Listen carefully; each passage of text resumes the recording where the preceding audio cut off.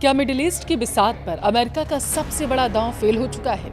एक तरफ Donald Trump जो 15 सूत्री पीस प्लान को अपनी सबसे बड़ी कूटनीतिक जीत बता रहे हैं, इसको लेकर वो ढिंढोरा पीट रहे हैं, और दूसरी तरफ है इजरायल के प्रधानमंत्री बेंजामिन नेतन्याहू, जिन्होंने सीधे वॉशिंगटन की आंखों में आंखें डालकर कह दिया है कि नो कॉम्प्रोमाइज। देखिए, आज के वीडियो में हम सिर्फ युद्ध की नहीं बल्कि उस पर्दे के पीछे की राजनीति की भी बात करेंगे, जहां दुनिया का सबसे ताकतवर देश अपनी ही सबसे करीबी सहयोगी को युद्ध रोकने के लिए मना नहीं पा रहा है। यानी अमेरिका इजराइल को मना नहीं पा रहा है कि भैया आप युद्ध रोक दीजिए, क्योंकि इजराइल मानने को तैयार नहीं है। आखिर इजराइल की असली रणनीति क्या है?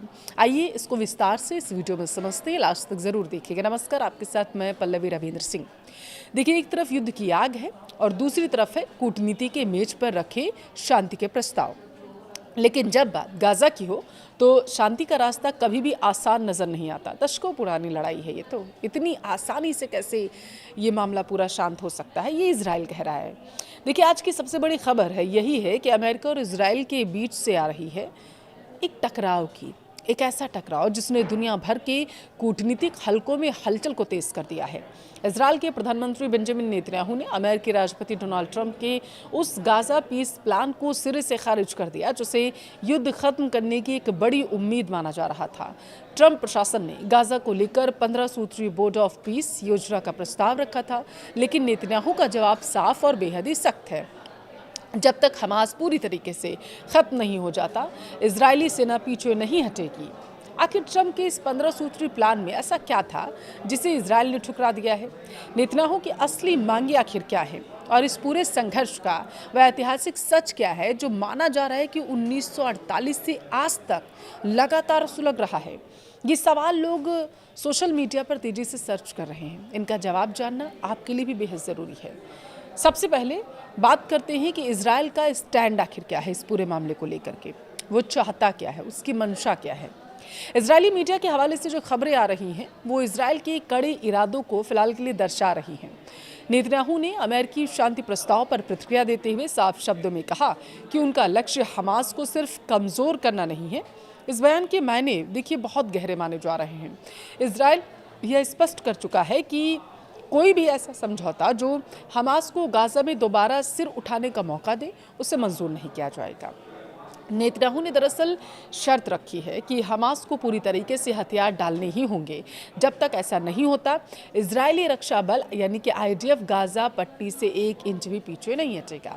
हालांकि ऐसा नहीं है कि अमेरिका और इजराइल के बीच बातचीत के सारे दरवाजे बंद होते नजर आ रहे हैं।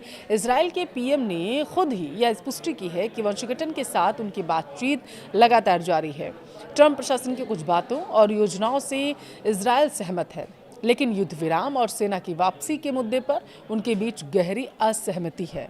इजराइल को डर है दरअसल कि जल्दबाजी में किया गया कोई भी पीस प्लान भविष्य में 7 अक्टूबर जैसे किसी दूसरे हमले की नींव रख सकता है। और इस पूरी देखिए कूटनीतिक रस्साकसी के केंद्र में एक अहम बैठक है जो पिछले हफ्ते हुई थी। अंतर्राष्ट्रीय न्यूज़ नेटवर्क अल जजीरा की रिपोर्ट के मुताबिक अमेरिका के नेतृत्व वाले बोर्ड ऑफ पीस के डायरेक्टर निकोले जो है, उन्होंने पिछले हफ्ते प्रधानमंत्री बेंजामिन नेतन्याहू से मुलाकात की थी। यह मुलाकात देखिए बेहद तनावपूर्ण रही थी और ये बेहद अहम भी मानी जा रही है। इस मीटिंग के बाद बोर्ड ने जो बयान जारी किया वह सीधे तौर पर इजराइल की शर्तों को दर्शा रहा है। बोर्ड ने स्पष्ट किया है कि गाजा से इजरायली सेना की वापसी तभी संभव है जब हमास के हथियार पूरी तरीके से जब्त कर लिए जाएंगे। यानी डीमिलिटराइजेशन ना के बिना शांति की कोई गारंटी नहीं हो सकती है। लेकिन यह एक विरोधाभास भी हमें देखने को मिल रहा है। एक तरफ नेतन्याहू इतने सख्त है तो वहीं दूसरी तरफ राष्ट्रपति डोनाल्ड ट्रंप के दावे बिल्कुल अलग कहानी बयां करते नजर आ रहे हैं। पिछले ही महीने ट्रंप ने दुनिया के सामने दरअसल एक घोषणा की थी। उन्हें गाजा युद्ध खत्म करने की दिशा में एक बड़ी कामयाबी मिली है। उनका दावा था कि इस 15 सूत्री योजना पर इजराइल और हमास ने पिछले साल ही सहमति जता दी थी। ट्रंप का कहना था कि इस योजना की शुरुआत एक सीज फायर यानी युद्ध विराम से होनी थी। उन्होंने तो यहाँ तक दावा किया था कि हमास हथियार डालने पर सहमत हो गया था, लेकिन ज़मीनी हकीकत कुछ और ही बयां कर रही है। पिछले साल ही अक्टूबर में बातचीत होने के बावजूद युद्ध विराम स्थायी नहीं हो सका था, अगर आपको याद हो तो, और इजराइल लगातार गाजा पर हमले करता रहा ताकि हमास के इंफ्रास्ट्रक्चर को तबाह किया जा सके। ट्रंप का शांति का दावा और नेतन्याहू का युद्ध जारी रखने का फैसला, दोनों के बीच का यह खाई इस विवाद को और ज़्यादा उलझाती नजर आ रही है। यह समझने के लिए कि यह पीस प्लान क्यों फेल हो रहा है, हमें सिर्फ नेताओं के बयानों को नहीं बल्कि इतिहास के पन्नों को भी पलट कर देखना होगा। देखिए, यह युद्ध 7 अक्टूबर 2023 को शुरू हुआ था, अगर आपको याद हो, जब हमास ने इजराइल पर अचानक से हमला करना शुरू कर दिया था। हमास, जो पिछले लगभग 2 दशकों से गाजा पर शासन कर रहा था, उसने इजराइल की सुरक्षा व्यवस्था को भेद दिया था और इस हमले के जवाब में इजराइल ने हमास को जड़ से खत्म करने की कसम खा ली थी। लेकिन क्या यह विवाद सिर्फ 7 अक्टूबर का था? अगर आप ऐसे सोच रहे हैं तो जवाब है नहीं। इजराइल और गाजा, या फिर जिसे फिलिस्तीन भी लोग कहते हैं, देखिए, बीच एक विवाद दशकों पुराना है। इसके केंद्र में मुख्य रूप से 3 चीज़ें हैं: जमीन का अधिकार, संप्रभुता, सुरक्षा।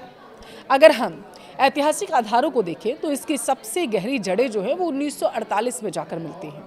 1948 में जब इजराइल की स्थापना हुई थी, तब वहाँ पहला अरब इजराइल युद्ध हुआ था। इस दौरान बड़े पैमाने पर विस्थापन हुआ और ऐतिहासिक आंकड़ों को अगर हम देखें तो उस समय लगभग 7 लाख फिलिस्तीनियों को अपने घर छोड़ने पड़े थे, ये दावा किया जाता है। इसे फिलिस्तीनी इतिहास में नकबा या महाविनाश कहा जाता है। इन 7 लाख विस्थापित लोगों में से एक बहुत ही बड़ी आबादी रिफ्यूजीज की थी। उस छोटे से इलाके में बस गए जिसे आज हम गाजा पट्टी कहते हैं। आज गाजा में रहने वाले लाखों लोग उन्हीं शरणार्थियों की पीढ़ियां हैं और यही वजह है कि ज़मीन पर हक का यह मसला भावनाओं, अस्तित्व और इतिहास से जुड़ा हुआ माना जाता है। हमास इसी ऐतिहासिक संघर्ष का हवाला देकर अपनी हिंसक गतिविधियों को सही ठहराने की कोशिश करता है, जबकि इजराइल अपने नागरिकों की सुरक्षा और राष्ट्र के रूप में अपने अस्तित्व के लिए उस टाइम से ही लड़ाई लड़ रहा है, 1948 के टाइम से ही। आज हालात एक डेडलॉक यानी गतिरोध पर पहुंच चुके हैं। ट्रंप प्रशासन का 15 सूत्री बोर्ड ऑफ पीस प्लान एक महत्वाकांक्षी योजना जरूर है, लेकिन यह जमीनी हकीकत की जटिलताओं को सुलझाने में फिलहाल नाकाम दिख रही है। एक तरफ अमेरिका है जो इस युद्ध को जल्द से जल्द खत्म कर मिडिल ईस्ट में स्थिरता चाहता है, शांति चाहता है। हालांकि बयान से तो यही पता चल रहा है कि अमेरिका यही चाहता है, लेकिन उसकी मंशा हर बार बदलती है। अमेरिका हर बार बयान देता है और हर बार अपने बयान से पलट जाता है। खास करके डोनाल्ड ट्रंप, वो बयान सुबह कुछ और देते हैं, शाम को कुछ और देते हैं। अब उन्होंने स्थिरता की बात की है, इसे अपनी कूटनीतिक जीत के तौर पर भी वो पेश करना चाहते हैं। तो वहीं दूसरी तरफ इजराइल है। इजराइल और बेंजामिन नेतन्याहू, जिनके लिए यह आर पार की लड़ाई बन चुकी है।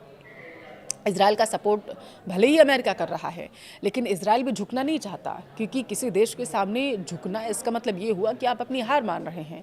भले ही शांति की बात हो रही हो, लेकिन देखिए, अंतर्राष्ट्रीय पटल पर जब 2 देशों के बीच में युद्ध हो रहा होता है तो तस्वीर तो यही निकल के आती है, क्योंकि ये मसला कोई आज का नहीं, 2 साल का नहीं, ये सालों से, दशकों पुरानी ये लड़ाई है। नेतन्याहू यह संदेश देखिए दे चुके हैं कि दिखावटी शांति उनके देश को बिल्कुल मंजूर नहीं है, जब तक हमास के पास एक भी हथियार है, और इसीलिए वो चाहते हैं कि एक भी हथियार ना रहे। इजराइल खुद को सुरक्षित नहीं मानता। अब सवाल उठता है कि क्या ट्रंप प्रशासन इजराइल की चिंताओं को दूर कर पाएगा, अपने पीस प्लान में कोई बदलाव कर पाएगा? क्या हमास सच में हथियार डालने के लिए कभी भी तैयार होगा, जो अभी तक नहीं हुआ है? या फिर गाजा का युद्ध इतिहास के उन पन्नों में दर्ज हो जाएगा जिसका कोई अंत ही नहीं है? फिलहाल गाजा के आसमान में धुआं है, बातचीत की मेज पर तनाव है, कूटनीति की मेज पर 2 मजबूत नेता आमने सामने हैं। तो नतीजा देखिए अक्सर 0 ही होता है जब 2 देश आमने सामने आते हैं कूटनीति की मेज पर। नेतन्याहू ने साफ कर दिया है कि उन्हें ट्रंप का दिखावटी शांति प्रस्ताव मंजूर नहीं, लेकिन बड़ा सवाल अब यहाँ पर यह है कि क्या अमेरिका इस झटके को खामोशी से बर्दाश्त करेगा या फिर इजराइल पर कोई नया दबाव अमेरिका बनाने की कोशिश करेगा? मिडिल ईस्ट की या भू राजनीति किस करवट बैठेगी, यह देखना अपने आप में बेहद दिलचस्प होगा। इंटरनेशनल पॉलिटिक्स के इस शतरंज में आपका क्या सोचना है? ट्रंप सही है या फिर नेतन्याहू? कमेंट में अपनी राय जरूर दें।